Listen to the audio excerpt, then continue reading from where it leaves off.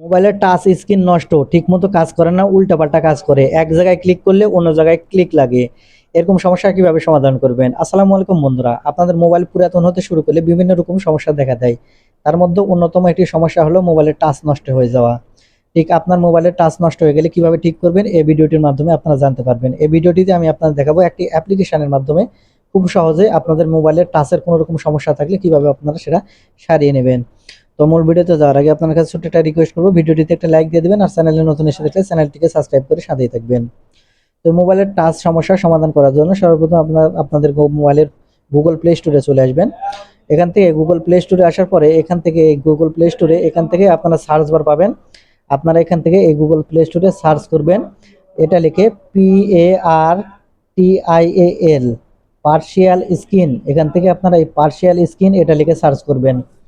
Partial screen লিখে search করলে অনেকগুলো অ্যাপ্লিকেশন পেয়ে যাবেন। এখান থেকে আপনারা নিচের দিকে আসলে দেখতে পাবেন, আমি আপনার মার্ক করে দেখে দিচ্ছি, গোস্ট স্ক্রিন ফিক্স নামের একটি অ্যাপ্লিকেশান। গোস্ট স্ক্রিন ফিক্স, আপনারা এখান থেকে গোস্ট স্ক্রিন ফিক্স এই অ্যাপ্লিকেশনটি এখান থেকে ইনস্টল করে নেবেন। সেই জন্য এখানে আপনারা ইনস্টল বাটন পেয়ে যাবেন। আপনারা এখন থেকে এই ইনস্টলের উপর ক্লিক করবেন, তাহলে এই অ্যাপ্লিকেশনটি এখান থেকে ইনস্টল হয়ে যাবে। আর অ্যাপ্লিকেশনটি ইনস্টল হয়ে গেলে এখান থেকে আপনারা ওপেনে ক্লিক করবেন। তারপরে এই অ্যাপ্লিকেশনটি এখান থেকে আপনারা ওপেন করে নেবেন। ওপেন করে নিলে এখানে একটু লোডিং নেবে, আপনাকে একটু অপেক্ষা করতে হবে। এখানে লোডিং নেবে, লোডিং নেওয়া হয়ে গেলে আপনাদের এরকম ইন্টারফেস দেখাবে। আমি আপনাদের দেখিয়ে দিচ্ছি। এখান থেকে আর একটু লোডিং নেবে, এটা দেখানোর পরে আর একটু লোডিং নেবে, অর্থাৎ আপনার মোবাইলে অ্যাড আসতে পারে, এই অ্যাডটি কেটে দিবেন আপনারা।